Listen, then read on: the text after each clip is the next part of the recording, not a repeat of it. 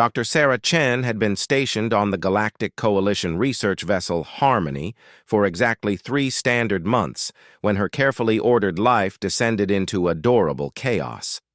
The trouble started on Kepler 442b, a lush jungle planet where she'd been collecting botanical samples. Sarah had wandered perhaps a bit too far from the landing site, distracted by a fascinating bioluminescent moss that pulsed in patterns she'd never seen before. She was crouched low, carefully scraping a sample into her collection tube, when she heard the sound. A soft chirping, almost like earth birds, but with an underlying rumble that made her freeze. Slowly, very slowly, she turned her head. 3 pairs of golden eyes stared at her from the undergrowth. The creatures attached to those eyes were approximately the size of large house cats, covered in sleek purple and black striped fur that seemed to shimmer in the dappled sunlight. They had 4 legs, but Sarah noticed they could also rear up on their hind legs, revealing small, dexterous paws. Their faces were somewhere between feline and something more alien, with small pointed ears that swiveled constantly and mouths that held just a few too many teeth to be comfortable. Sarah recognized them immediately from the briefing files. Kailari cubs. The adult versions were apex predators that could grow to the size of Earth tigers, with intelligence levels that some xenobiologists suspected approached sentience. They were territorial, dangerous, and absolutely not to be approached. The cubs tilted their heads in unison, studying her with unnerving intensity. Sarah did what any reasonable xenobiologist would do. She remained perfectly still, held her breath, and prayed to every deity she could remember that the mother wasn't nearby. One of the cubs, slightly larger than the others, took a tentative step forward. It sniffed the air, then made that chirping sound again. The other 2 immediately responded, creeping closer with a coordination that suggested they'd been hunting together since birth. Sarah's hand moved slowly to her communicator, but before she could press the emergency beacon, the largest cub was at her feet. It looked up at her with those impossibly large golden eyes and made a sound that was unmistakably curious. Then it did something that made Sarah's heart simultaneously melt and panic. It rubbed against her leg, just like a house cat seeking affection. The other 2 cubs, seeing their siblings' boldness, rushed forward. Within seconds, Sarah was surrounded by purring, chirping, rumbling predator cubs who seemed convinced she was the most interesting thing they'd encountered in their short lives. They climbed on her boots, sniffed her collection tubes, and one particularly brave individual attempted to climb up her leg using tiny, incredibly sharp claws. Sarah tried to gently discourage them, but every time she moved away, they followed. When she stood up to walk back to the shuttle, all 3 cubs trotted behind her like ducklings following their mother. She tried stopping. They stopped. She tried walking faster. They matched her pace, their little legs working overtime to keep up. By the time she reached the shuttle, Sarah had accepted her fate. She contacted the ship, explained the situation to her supervisor, Dr. Vex, a Threxian with entirely too much faith in protocol and rules. "You cannot bring unauthorized biological samples aboard the Harmony," Dr. Vex had said, his translator making his disapproval crystal clear. "They're not samples, sir. They're following me. I've tried to lose them. They won't leave." "Then you must wait until they naturally lose interest." Sarah had waited. 4 hours later, as the sun set on Kepler 442b and considerably larger predators began making considerably more frightening sounds in the jungle, the cubs were curled up around her feet, fast asleep. One was actually sleeping on her boot. She made an executive decision and brought them aboard. That had been 2 weeks ago. In that time, Sarah had contacted every Kailari expert in the Coalition database, filed 17 incident reports, and attempted numerous times to relocate the cubs to the ship's xenobiology containment area. The cubs had other ideas. They'd bonded with Sarah completely and absolutely, treating her as a combination of mother figure and pack leader. When separated from her, they made sounds that could only be described as heartbreaking wails that echoed through the ventilation system and made several crew members question their life choices. Dr. Vex had reluctantly agreed to let them stay with Sarah until they could reach a proper Kailari sanctuary, which was unfortunately 3 more weeks away. In the meantime, Sarah had become the unwilling adoptive mother to 3 rapidly growing predator cubs who thought her quarters were their personal playground. She'd named them against her better judgment. The largest, boldest one was Nova. The one with slightly darker stripes and a habit of stealing her styluses was Comet. The smallest, who was actually the most mischievous, was Spark. Today's disaster began innocently enough. Sarah had morning shift in the linguistics department, helping translate some recently discovered texts from an ancient civilization.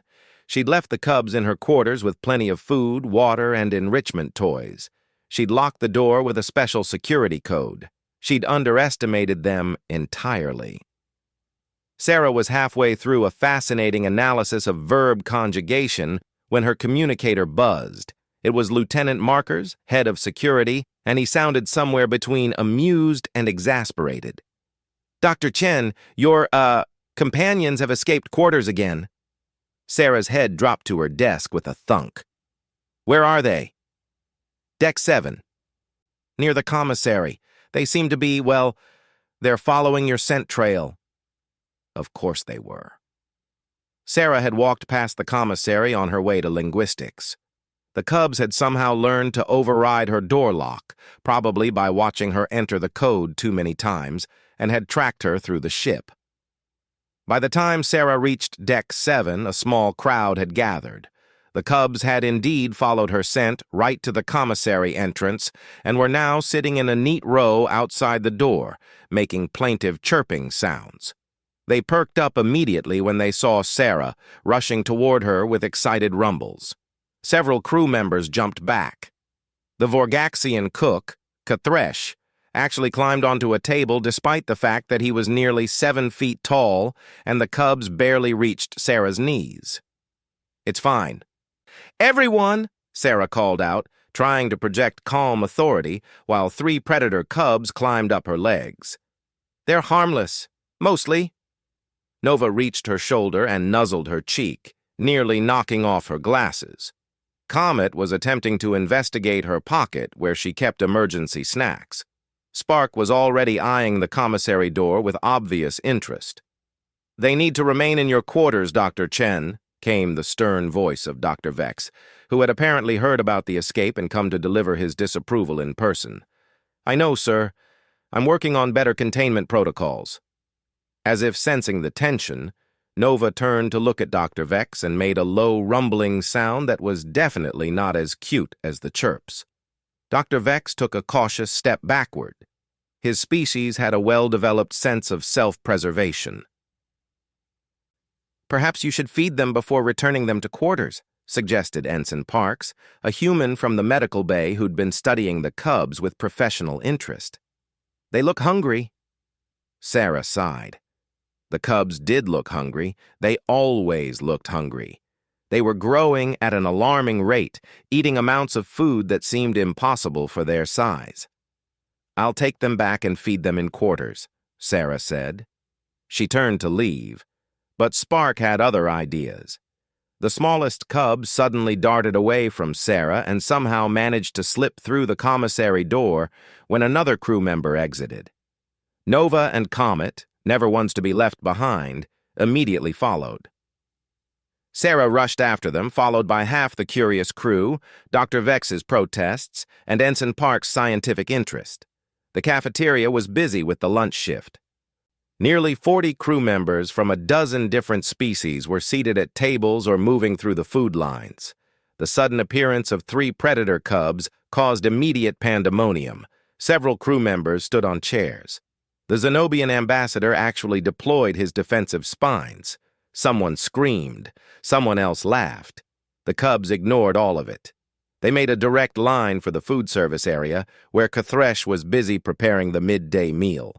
The enormous Vorgaxian cook saw them coming and did something that surprised everyone. He laughed, a deep, booming sound that his translator barely captured, and reached for 3 small trays typically used for individual portion samples. "If they follow Dr. Chen to Cafeteria like proper crew," Cafeteria announced, "then they eat like proper crew." Sarah opened her mouth to protest, but Cafeteria was already placing small portions of various foods on the 3 trays. Nothing toxic to their biology, Sarah noticed with relief. Cafeteria had actually been researching Kailari dietary needs after their first escape last week. The cubs approached the counter cautiously, but their hunger overcame their hesitation. They sniffed the trays, then Nova made a decisive chirp and began eating. Comet and Spark immediately joined in. The cafeteria went silent except for the sounds of the cubs eating with enthusiastic, messy gusto. Dr. Vex opened and closed his mouth several times, a gesture that looked distinctly fish-like on his species. "This is highly irregular. This is highly adorable," countered Ensign Parks, already recording the scene on her datapad. Sarah stood frozen, watching her 3 troublesome companions eating from their own trays at the cafeteria counter like tiny, furry crew members. She knew she should be horrified. This was a violation of protocols, potentially dangerous, and definitely going in her permanent record. Instead, she found herself smiling. Nova looked up from her tray, sauce on her whiskers, and chirped happily at Sarah. Comet was attempting to carry a piece of synthetic meat to Sarah as an offering. Spark was already plotting how to steal food from Comet's tray. "I suppose," Dr. Vex said slowly, "that if they are going to regularly escape, it is better they learn proper cafeteria protocols than hunt crew members." It was the closest thing to approval Sarah was going to get. Cafeteria prepared 3 more portions. "They growing cubs, they need good food, strong bones, sharp teeth." He paused, then added with something that might have been a smile on his alien features. "Maybe they work in kitchens someday. Good pest control." Several crew members laughed. The tension in the room dissolved. People began sitting back down, though many kept a cautious distance from the cubs. Some of the braver souls actually moved closer, fascinated by the unusual sight. Over the next hour, something remarkable happened. The cubs, bellies full and satisfied, didn't cause chaos. Instead, they seemed to understand they were in a communal space. They stayed close to Sarah, who had reluctantly sat down at a nearby table to monitor them. When crew members approached to ask questions about the Kailari species, the cubs allowed gentle observation, though Nova growled softly at anyone who got too close to Sarah. Ensign Parks sat with Sarah, her scientific curiosity overflowing into rapid questions about Kailari development, social structures, and bonding behaviors. Sarah found herself explaining how the cubs had chosen her, not the other way around, and how their species typically imprinted on pack leaders in their first few weeks of life. "So you're stuck with them until adulthood?" Parks asked. "Possibly longer. Kailari bonds can last a lifetime for the predator. Even after they're independent, they may continue to seek out their bonded individual periodically." "That's actually beautiful," Parks said softly. Sarah looked at the 3 cubs. Nova was dozing under the table. Comet was playing with a napkin someone had given him, and Spark was attempting to climb up to sit on Sarah's lap. "It's terrifying," Sarah corrected. "When they're full-grown, they'll be massive, powerful predators." "But they'll still be yours," Parks pointed out. Sarah couldn't argue with that.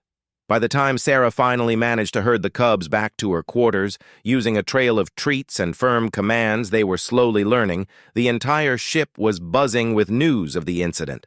By evening, someone had created a ship-wide message board dedicated to the adventures of Dr. Chen and the cubs. By the next morning, there were betting pools on how long until the next escape. Dr. Vex called Sarah to his office. She expected a reprimand, possibly a formal discipline action. Instead, she found him reviewing footage of the cafeteria incident with what looked suspiciously like amusement. "Dr. Chen," he began, "I have contacted the Kailari Sanctuary. They have informed me that forced separation from a bonded individual at this stage of development could cause severe psychological damage to the cubs." Sarah's heart sank. She knew where this was going. "Therefore," Dr. Vex continued, "I am officially assigning the cubs to your care for the duration of their development. This includes authorization for them to access common areas of the ship, provided they are supervised and well-behaved. Sir, Cathresh has volunteered to prepare specialized meals for them. Ensign Parks has volunteered to provide medical monitoring. Lieutenant Markers will assist with training protocols to ensure they do not pose a security risk." Dr. Vex paused, and Sarah could have sworn she saw approval in his alien features. "You have accidentally created a unique opportunity for interspecies understanding and cooperation. The Coalition values such initiatives." Sarah didn't know whether to laugh or cry. "So they get their own cafeteria trays?" "They get their own cafeteria trays," Dr. Vex confirmed. "I have already commissioned them from the fabrication unit. Cathresh insisted they be purple to match their fur." That evening, Sarah sat in her quarters with 3 exhausted predator cubs piled around her. Nova had her head on Sarah's lap. Comet was sprawled across her feet. Spark was curled up against her side, purring softly. Tomorrow their custom trays would arrive. Tomorrow they would likely cause another adorable disaster. Tomorrow Sarah would have to figure out how to train apex predators to behave in polite society. But tonight, listening to their gentle rumbles and feeling their warm weight against her, Sarah admitted something she'd been denying for 2 weeks. She loved these ridiculous, mischievous, impossible creatures. They'd chosen her, followed her, trusted her completely with their wild little hearts. And she would protect them, teach them, and apparently take them to the cafeteria for as long as they needed her. Nova chirped softly in her sleep, and Sarah smiled in the darkness of her quarters aboard the Harmony, wondering what tomorrow's adventure would bring.